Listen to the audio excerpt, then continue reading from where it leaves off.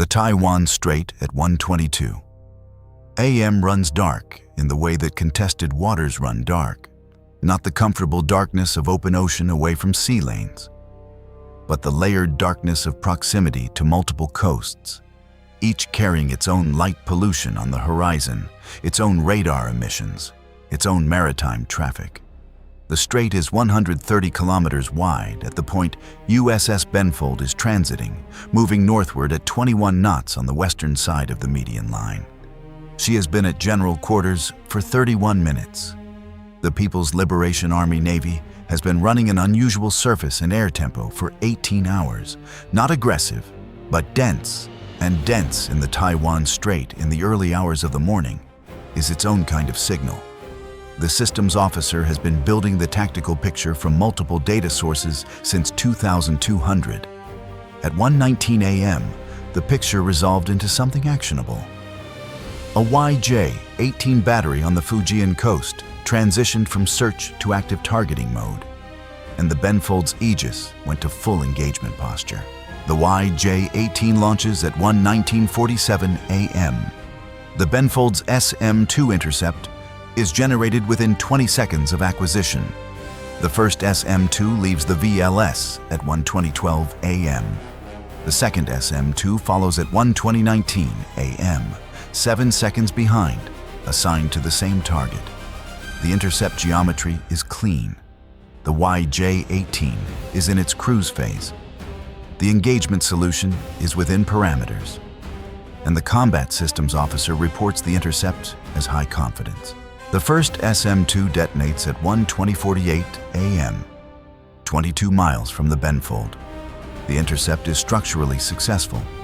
The YJ-18's airframe is disrupted, but the YJ-18 entered its Mach 3 terminal sprint at 39 miles. And at the moment of intercept, the vehicle is already at Mach 2.8. The disrupted airframe does not cease forward motion. The largest fragment, the forward fuselage section of the YJ-18, approximately 95 kilograms, including a portion of the guidance electronics housing and the forward structural frame, continues on the original bearing at approximately Mach 1.8. The second SM-2 engages the fragment at 14 miles. The proximity detonation achieves a secondary disruption. The original 95-kilogram fragment is now 3 fragments: 41 kilograms, 28 kilograms, and 26 kilograms, distributed across an arc of approximately 15 degrees. The 2 larger fragments pass over the Benfold's port side with clearances of 60 and 38 meters respectively. The 26-kilogram fragment on the inside of the arc impacts the Benfold's superstructure at 1:21:03 a.m. It strikes at the junction of the port bridge wing and the forward face of the pilot house at the 04 deck level, traveling at approximately Mach 1.1. The pilot house at this location is aluminum superstructure framing with 6mm aluminum cladding. The 26-kilogram fragment at Mach 1.1 does not find this to be a significant obstruction. The fragment punches through the port bridge wing exterior wall, transits the width of the pilot house, 7.2 meters, and exits through the starboard bridge wing exterior wall, taking both walls and the interior of the bridge with it in terms of overpressure effect. The pilot house helm console, the engine order telegraph, the chart table, the conning position, all of them receive the combined effects of the fragment's passage and the overpressure wave from the aluminum's rapid deformation. The bridge watchstanders are thrown against the after bulkhead. The officer of the deck sustains a fractured left arm and a concussion. The conning officer sustains a fractured left clavicle. The helm watchstander is knocked unconscious, a blow to the head from the after bulkhead contact, and remains unconscious for approximately 4 minutes. The boatswain's mate of the watch sustains lacerations from aluminum fragment debris. All 4 are alive. None can remain at their stations. Below the bridge, 1 level down on the 03 deck level, the fragment's overpressure wave has transmitted through the pilot house deck structure and arrived in Combat Information Center as a structural shock. The CIC is not directly penetrated. The Fragment did not reach the 03 deck, but the shock effect is sufficient to throw every seated and strapped person in CIC against their harnesses, and to throw 3 standing personnel against the after bulkhead. The systems officer, standing at the large screen display when the Fragment impact occurred, is thrown 1.4 meters into the after CIC bulkhead. He sustains a concussion, 2 fractured ribs, and a cut above the left eye from a display screen bracket that has broken loose from its mounting. The electronic warfare operator, strapped in, has a laceration on her left forearm from a console component that fractured under the shock load. She remains at her station. The 4 other watchstanders in CIC who were seated and strapped sustain minor contusions. They remain at their stations. At 1:21:09 a.m., 6 seconds after the Fragment impact, the Benfold has a bridge that is physically incapacitated with all 4 watchstanders down, a CIC where the senior officer is incapacitated, but the 4 junior watchstanders remain at their stations, a ship proceeding at 21 knots on autopilot maintaining its last commanded course, and a Fujian coast battery that is still categorized as a possible concern by the EW suite because its radar has not gone to standby.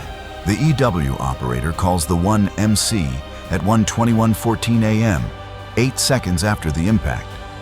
Her voice controlled in the way that people who have been trained for emergencies control their voices.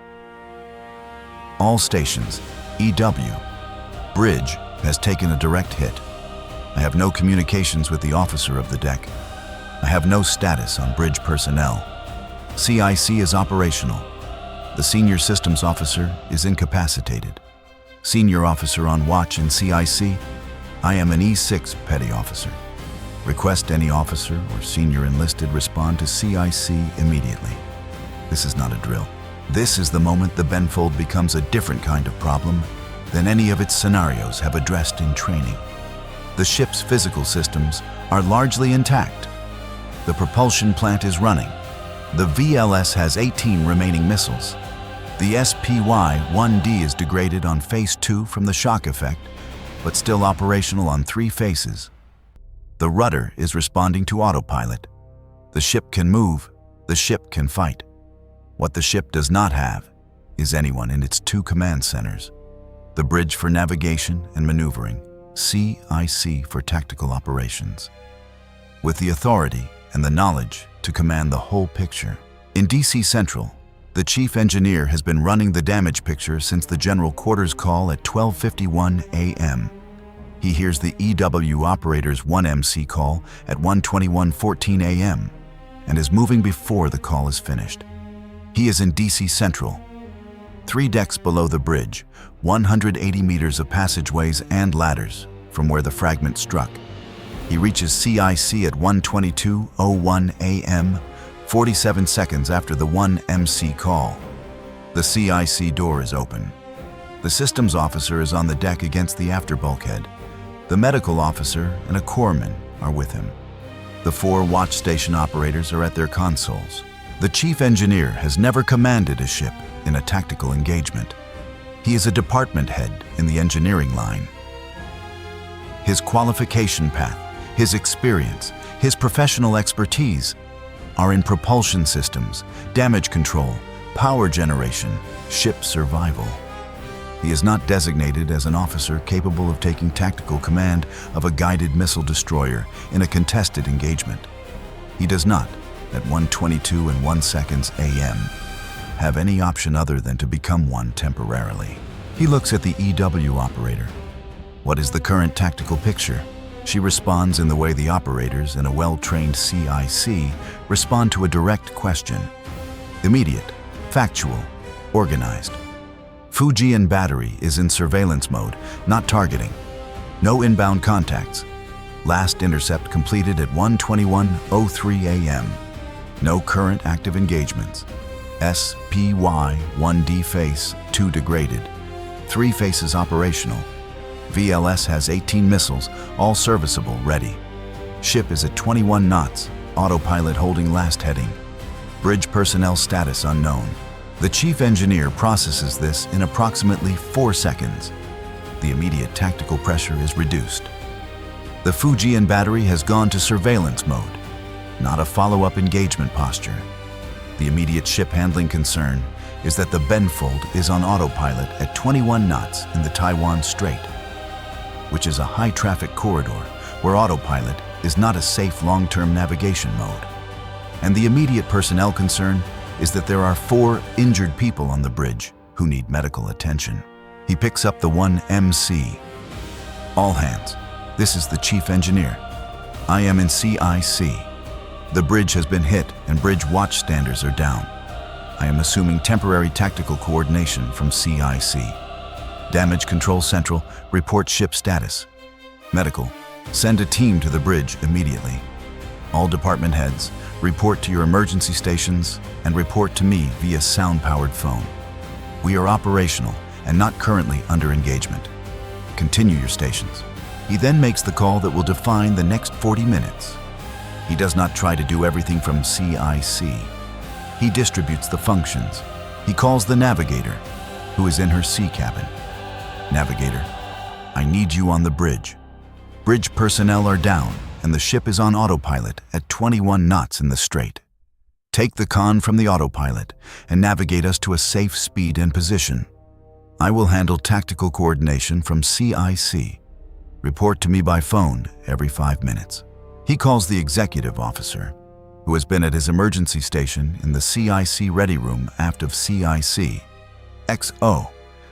I need you in DC Central managing the overall ship picture. You are the senior line officer in an accessible position. I will feed you the tactical and damage picture. You manage ship safety and coordination. He looks at the 4 CIC watchstanders. Tell me what you see and what the system is telling you. Your job is to run your equipment. My job is to make the decisions. Brief me every 2 minutes or when anything changes. Start. He has been in the space for 41 seconds. He has assessed the tactical picture, distributed the 3 primary command functions to the 3 people best positioned to execute them, and established the communication protocol. He did this without a manual, without a precedent, and without the 4 officers who should have been doing it. He did it because 14 years of watching systems under pressure had taught him that the most dangerous thing in a crisis is not the damage itself. It is the gap that opens when the people who are supposed to manage the damage are the damage. The gap has to be filled by whoever is standing next to it. What he has done is establish a distributed command structure that does not require any one person to manage everything. The Navigator handles navigation and ship handling from the bridge. The executive officer handles overall coordination and ship safety from DC Central. And the chief engineer handles tactical coordination from CIC. 3 people, 3 spaces, 3 functions. None of them are doing anything outside their professional training. The Navigator is navigating. The executive officer is coordinating. The chief engineer is managing the tactical picture. But they are doing it without a formal command chain, connected by sound-powered phones in a ship where the conventional command hierarchy has been disabled in a single 6-second event. The Navigator reaches the bridge at 1:23:18 a.m., 1 minute and 4 seconds after the chief engineer's call. The bridge is lit by emergency red. The pilot house is full of sharp-smelling aluminum dust from the structural damage. And 3 of the 4 bridge watchstanders are on the deck in various states of incapacitation. The boatswain's mate of the watch is conscious and has a rag pressed to the laceration on his forearm.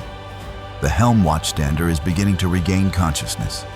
The conning officer and the officer of the deck are being attended by the medical team that reached the bridge at 1:22:45 a.m. The Navigator steps over the debris to the helm position. The autopilot display shows the ship at course 347 degrees, speed 21 knots. She takes one look at the situation and begins her assessment in the systematic way that navigation training produces. The chart display is intact. It is on the after section of the bridge console, which received less of the overpressure effect than the forward consoles. The ECDIS is operational, showing the Benfold's position in the Taiwan Strait, its autopilot course. and the surrounding traffic picture from the AIS receiver. She reads the chart in 6 seconds. At 21 knots on course 347 in the Strait's northern approach corridor, the ship has approximately 12 nautical miles before it enters the zone where the Strait shallows significantly on its western side. At 21 knots, that is approximately 34 minutes. Adequate margin. She reduces speed to 12 knots. At 12 knots, the margin for any navigation decision is doubled. She does not change course. The current course is sound. The traffic picture shows no immediate conflict, and changing course requires more information about the ship's tactical position than she currently has. She reports to the chief engineer via the Bridge 2C IC phone. Navigator on bridge. Connection assumed. Speed reduced to 12 knots on course 347. ECDIS operational. Traffic picture clear ahead. No immediate navigation concerns. Request guidance on tactical intentions to plan appropriate navigation. In CIC, the chief engineer has been working the tactical picture with the 4 watch operators for 2 minutes. The picture has stabilized. The Fujian battery remains in surveillance mode, no additional launches have been detected, and the ship's defensive posture. Reduced SPY-1D coverage on phase 2, but operational on 3 phases. 18 VLS missiles ready.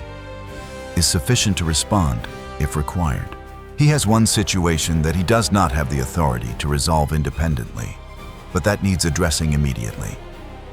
The ship is damaged, it has injured personnel, and it is in the Taiwan Strait. The commanding officer is in the ship's medical space, unconscious. The executive officer in DC Central has the authority to act as commanding officer in the CO's incapacity. So, tactical picture is moderate and declining. Fujian battery in surveillance, no follow-on contacts, 18 missiles ready. I need you to make a command decision. Continue transit, reverse course, or hold position and request assistance. The ship is functional, but we have the CO incapacitated, the OOD incapacitated, and the systems officer down. Medical is working the bridge personnel. I am running tactical from CIC. What is your call? The executive officer's response comes in 42 seconds. The time he needs to assess the DC Central status board, the ship status display, and the medical situation report that the corpsman has just relayed to DC Central. Reverse transit bearing. Return to the eastern approach corridor.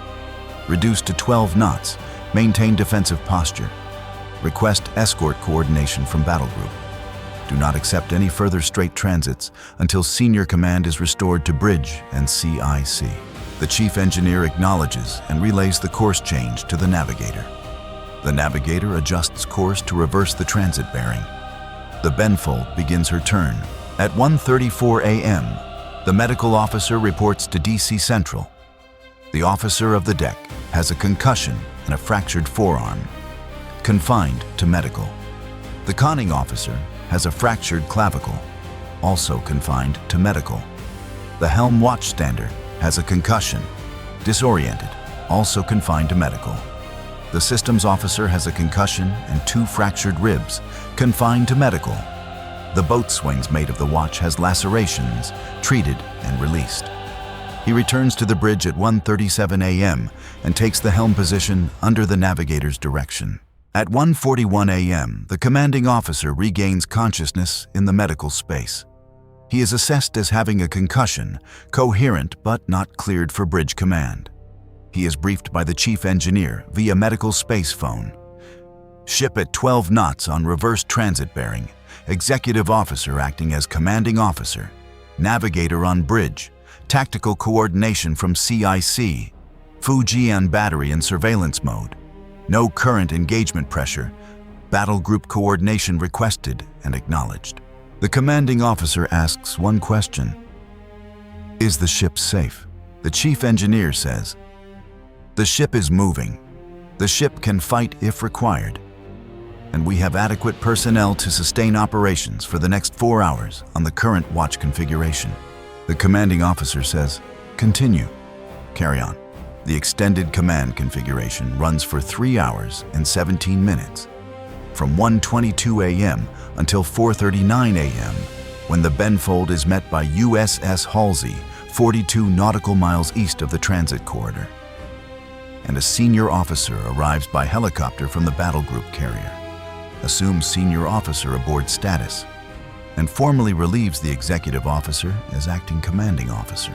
During those 3 hours and 17 minutes, the Benfold's distributed command structure manages a navigation transit through the northern Taiwan Strait exit corridor and into open water, 2 AIS contact deconfliction events requiring course adjustments coordinated between the navigator and the chief engineer, 1 additional EW contact from the Fujian coast determined to be surveillance and not targeting, the management of 4 injured personnel in the medical space, and the submission of the operational status and incident reports required by fleet doctrine. None of these actions are taken by the person that doctrine specifies should take them. All of them are taken by the person who was in the position to take them, doing the thing that their training had prepared them to do in the specific function they had assumed. The navigator navigated. The executive officer coordinated. The chief engineer made the tactical assessments. The 4 CIC operators ran their equipment. At the post-event debrief, the question that the fleet staff asked most persistently was, how did the distributed command arrangement maintain coherence for 3 hours and 17 minutes without any formal authority structure, without any written protocol, and in a ship where the designated command hierarchy had been disabled in a 6-second event? The chief engineer was asked this question directly. He said, coherence came from each person doing precisely what they were trained to do and nothing more. The navigator navigated. She did not try to fight the ship. The executive officer coordinated. He did not try to navigate.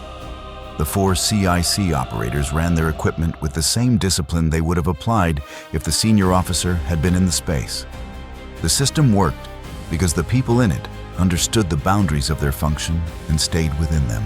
He was asked if he had been afraid to take on the tactical coordination function.